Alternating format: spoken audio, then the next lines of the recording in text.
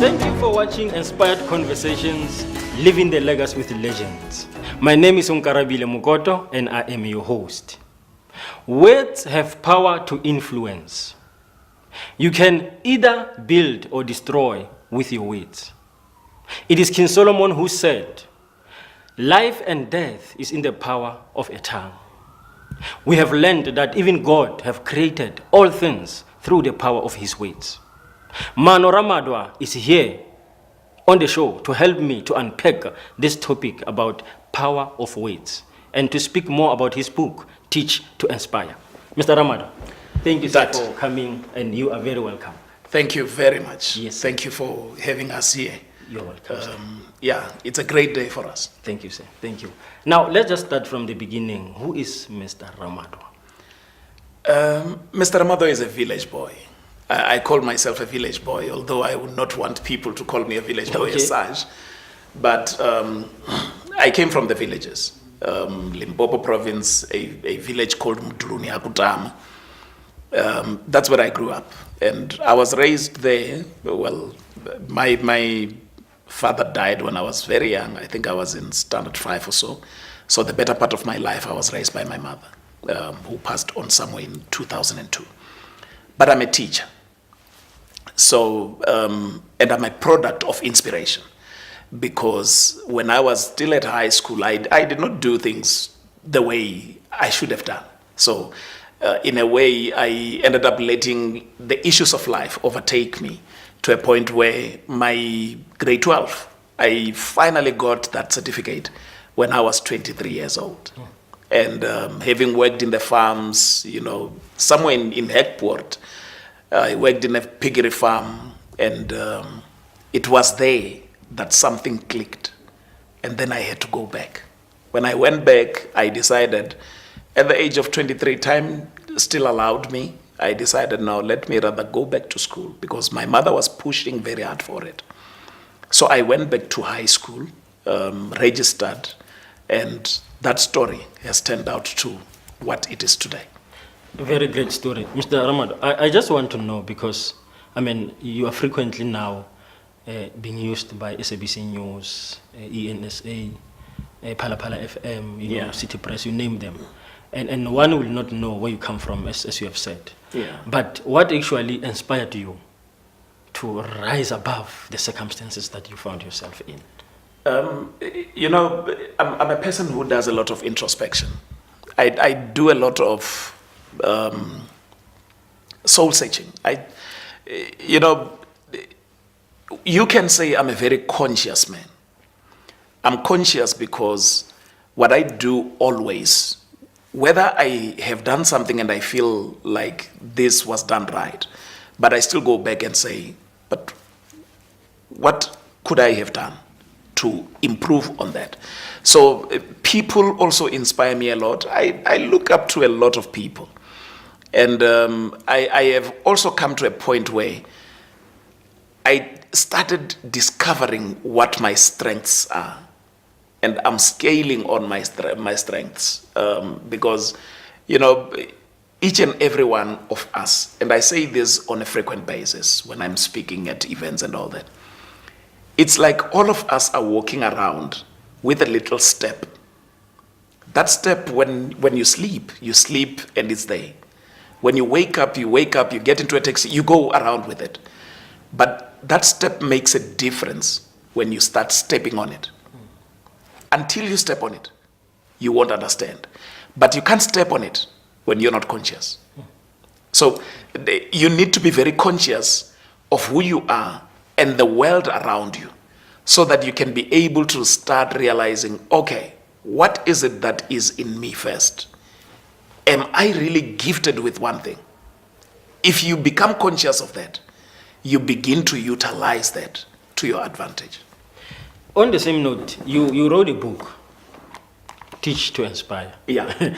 And I understand that this book was actually inspired by your experience as a former teacher and also a principal. Yeah.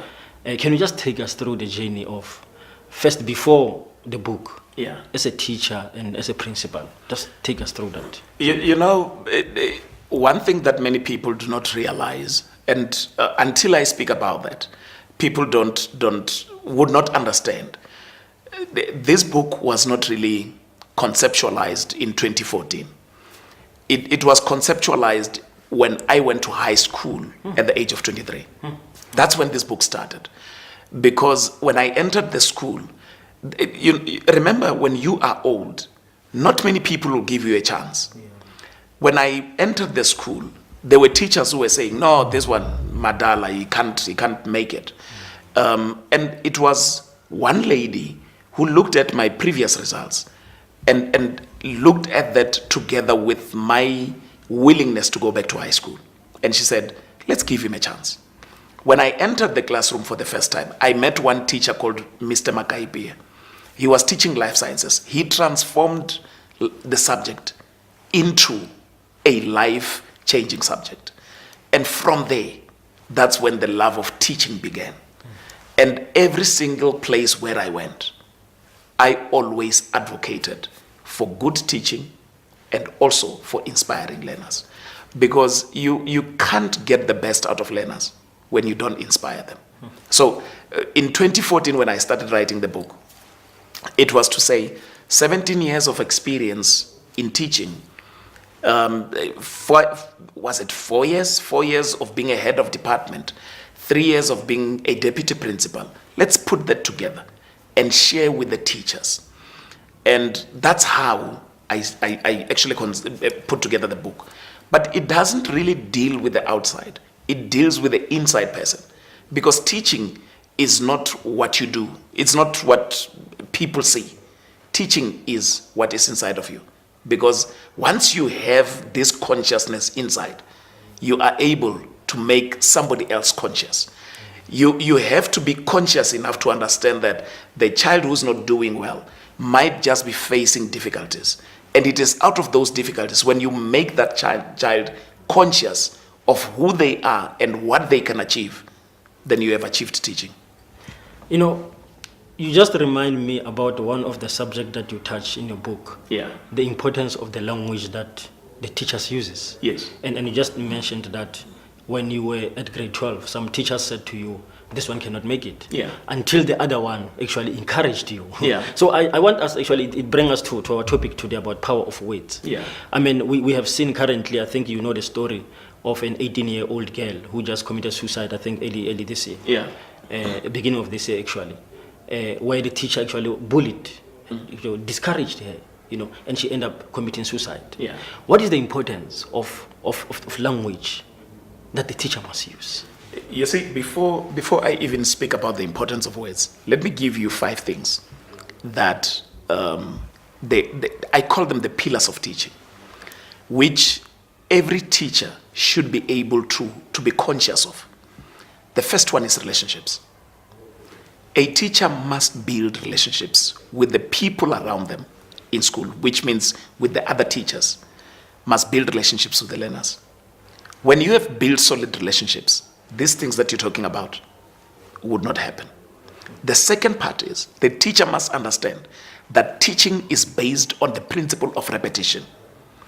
If I'm teaching Onkarabile and I understand that Onkarabile is not the same as Thabo next to him, which means that I am going to be forced to repeat what I'm saying for Onkarabile because these two are not the same. Yes. So that is the second pillar of teaching. So we keep on repeating. Even if it means I'm teaching one grade 9, for example, next year I'm still going to repeat what I'm actually teaching in the same grade as long as the curriculum remains the same. The other thing that actually happens with teaching is feedback. When I have taught you, I must be able to find out exactly what Onkarabile has actually learned out of the whole situation. I must be able to feedback the parents in terms of what the children are actually learning. I must also be consistent with what I'm doing. What I feel inside must be consistent with what I say on the outside. What I say to learner 1 must be consistent with what I'm saying to learner 2. When I do that, it means that I'm achieving this teaching. The last thing is that we are always teaching for an outcome. You cannot teach without receiving an outcome, because the person that you're teaching must be able to have an outcome. And the outcome, we see it every single year. But the ultimate outcome is when you have achieved your dreams and your goals at the end of your schooling career, whether it's adversity and everywhere else. Now, all those things that I spoke about would never exist if we don't use our words appropriately. Our words in teaching, our words in encouraging, our words in resuscitating, this word that I love so much, which I've adopted as my word, resuscitating the discouragement that children have gone through because of the circumstances that they are in. The child is 18, has not really done very well, and then the teacher comes and says, you're useless. You don't know the state that that child is in at that particular moment. You say one word, you push the child to the edge. Now, it brings a question to me, Mr. Ramadwa. Like, these people that you're talking about, teachers, these are professional teachers, Yes. people who are qualified. Yeah. Now, don't they know, were they not taught adversity about what you are saying now? Like, what's going on? What went wrong? You see, there are various platforms where teachers have been trained, have been taught, and all that. But you see, what I've realized over a long period of time is that this kind of trainings, sometimes they come to an end. And then we sort of have an understanding that the teachers are, they know what they're supposed to do. But let me also share this with you. If you are driving every single day, you get used to the road, and you start making mistakes that are not expected of drivers. It doesn't mean that you have not been taught, but it simply means that the terrain where you're operating has now gotten used to you, and you have gotten used to it. That is why there is a need for constant talking about these things. I have actually compiled what I call these things about professionalism. There's a CD that called Being Professional that we have actually worked on. That we are talking about how teachers should conduct themselves, not only in the class, but also on the outside, because the profession itself requires that. And the majority of times we have teachers who have strayed from that, but it does not mean that they don't know. You know what they say in law, ignorance of the law is not what do they call it? They say ignorance of the law is not a reason. It can't be a reason why you break the law. It does not mean that because you are ignorant of that law must not actually apply. It will still apply. So it's the same situation with the teachers. They know these things, but the situation itself sort of takes them away from it. Maybe because of the challenges within the schools, but those are some of the things that can be mediated with time. This issue is really bothering me because I remember when I was at Wits University, I had a classmate by the name of Lagi Ngube. And when he was telling me his story when he was in grade 10, actually grade 11, he says one day he had a Wits University brochure. He was just looking at it. Yeah. And the teacher saw him doing that. Yeah. And the teacher said, Lagi, you're just wasting your time. Wits, you cannot get Wits, you understand? Yeah. I mean, you can just look for a college and maybe you can get there, but not Wits University. And this guy grew up being afraid to go to Wits University. Yeah. In actual fact, he did not even apply. Yeah. His brother applied on his behalf because he was working at Pep Store. Yeah. He forgot at all about Wits University because of what the teacher said. Yeah. And that thing actually bothered me for many years. I said, but this is a teacher who was supposed to encourage, So how do we really fix that? Apart from, now you are combining that thing that will help the teachers. But apart from that, what is it that we're going to do to help those kind of teachers? Universities have a long way to go, because and it's not just universities, it's the language that we must now begin to preach. Because we cannot actually have it, and it's not only in teaching, it's everywhere else. We cannot have people going into professions where they don't feel it. Because if they don't feel it, they are going to mess it up. That is why you sit with situations where traffic cops are said to be taking bribes because they are at the wrong place. That is where you find the policemen are being arrested for fraud, and they are being arrested for shooting people and things like that unnecessarily. They are at the wrong place. It is the same with teaching. we need to get to a point where teachers, those who get into the teaching profession, know very well what their heart is. Because if they go there with a heart that is divided, that is not there, they are going to create this kind of situations. The friend of yours is not the only one. I went to school with people who dropped out of school. And some of them, I can tell you for sure, they were better than me. But they dropped out of school because of the words that were said by the teachers in that particular year, in that particular class. So the words are so important. They are not just important in the school, but they are also very important in the streets, in our communities. Just to see one child who is sort of struggling and bring that child close and say, but do you know that you can be much better? Imagine, and this is one example I always give. If you were a teacher of Dr. Nelson Mandela in grade 1, you would not have known that he was going to become a president of a country. Very true. And how you would treat him at that time, you would find that these teachers who are not really, whose hearts are not there, they could have messed up. And it is the same situation. You never know what this person is going to become. So you better encourage them, because you don't want to be the reason for them not to have achieved what they wanted to achieve. You don't want to be the reason when they have now decided to redirect their lives and say, I nearly missed on this opportunity simply because of Mr. So-and-so. Yeah. So it's very important. When I get into a class, even when I was still teaching, every single day I kept on reminding myself, Pella, amongst these children, there's someone who's going to run a multi-million rand company. Amongst these children, there's someone who might be a serious politician. Amongst these children, could be one man who might be my business partner at a later stage. Exactly. So I keep on reminding myself all this.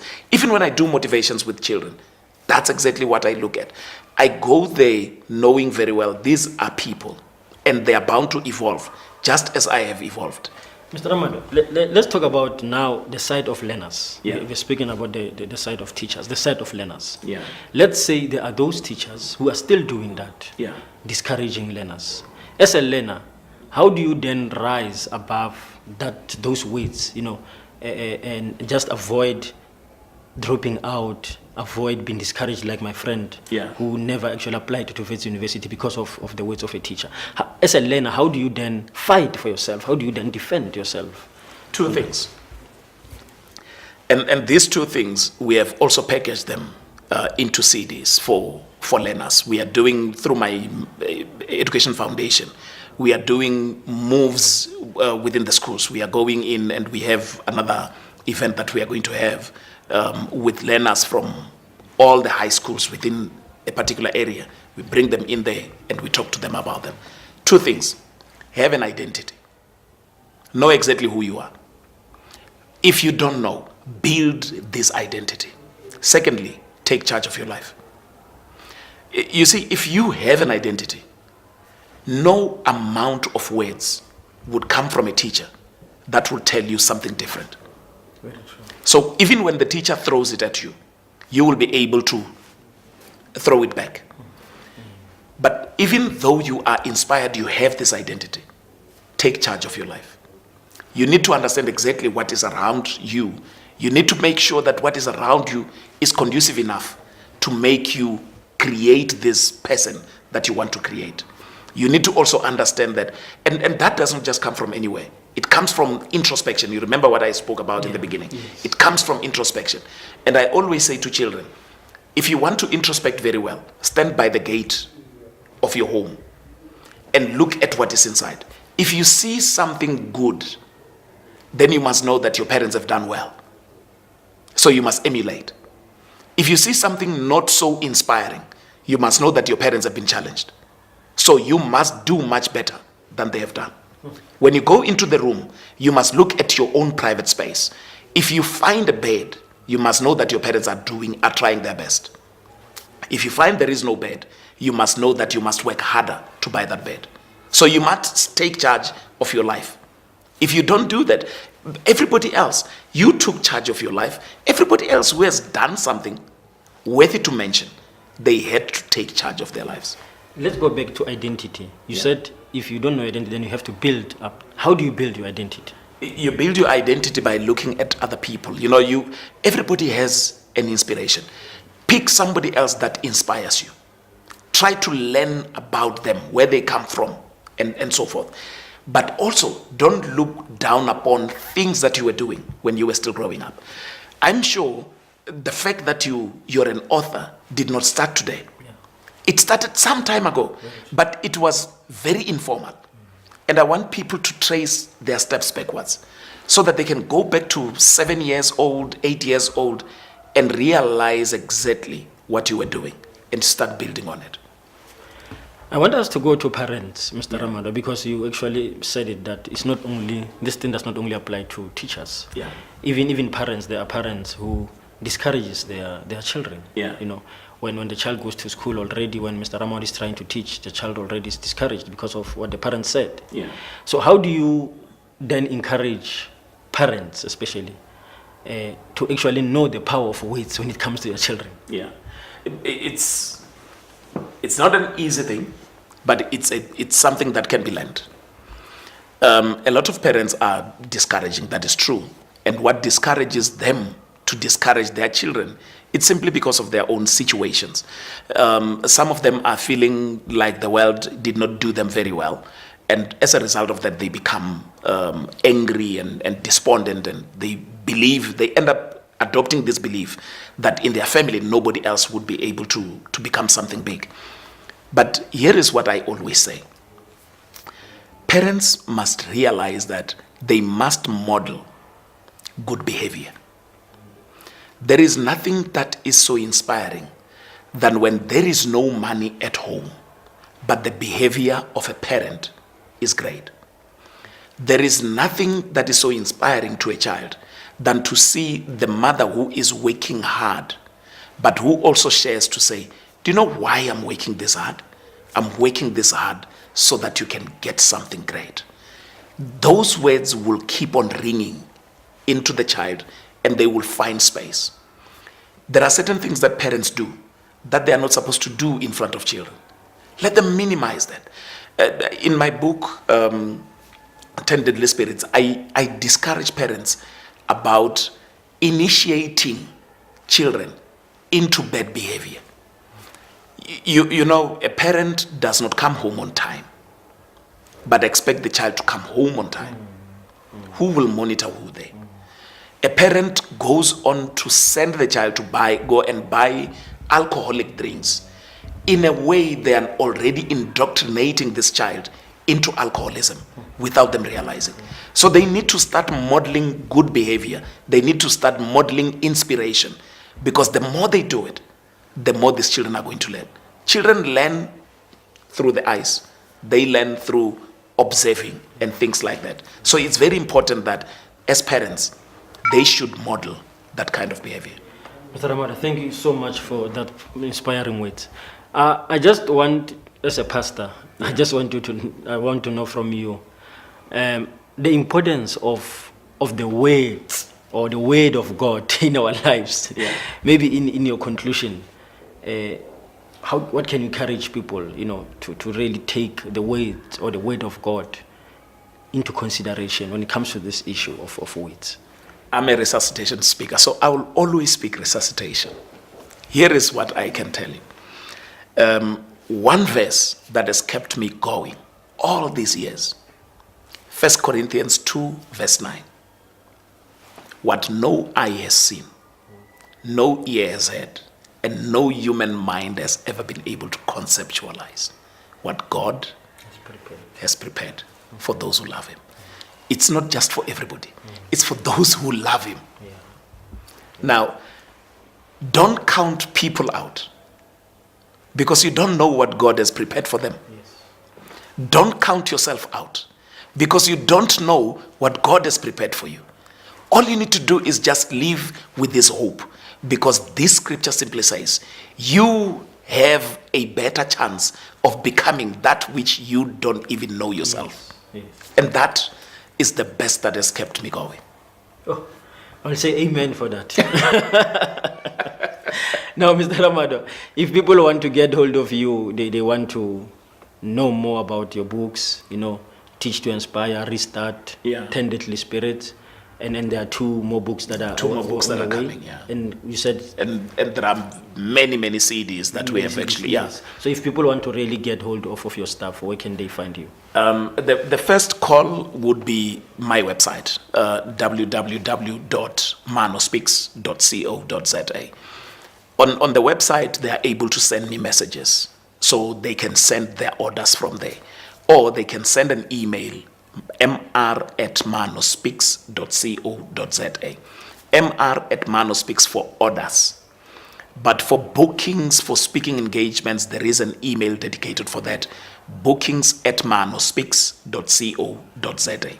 Otherwise, I am there on Facebook, I am there on Twitter, I am there on any social media platform. They can get hold of me from the inboxes. I do receive a lot of inboxes as Maano Ramadwa and Maano Speaks. And somewhere they would find me as the Resuscitation Speaker. On Twitter, it's Resuscitation_Speaker. And on Instagram, it's Resuscitation Speaker. And they can also call me on 011. No, 079-826-9403. Yeah. Mr. Ramadwa, thank you so much, sir. Thank you very, very much for coming. Thank you. You have taught us, you have encouraged us, you have motivated us. And I just want to say thank you and all the best. Thank you. For whatever you're doing, just continue inspiring. Teach to inspire. Amen. I love that one. So just continue to teach and to inspire. And I believe that the world will be a better place. Amen. Thank you, sir. Ladies and gentlemen, you were watching Inspired Conversations, Living the Legacy with Legends. That was Mr. Ramadwa, who said we must be careful of the words that we use. Teach to inspire. Don't teach to discourage, but teach to inspire. My name is Onkarabile Mokoto, and I'm saying to you, let's meet next week, same time, same place, on Global Conference TV. The journey continues.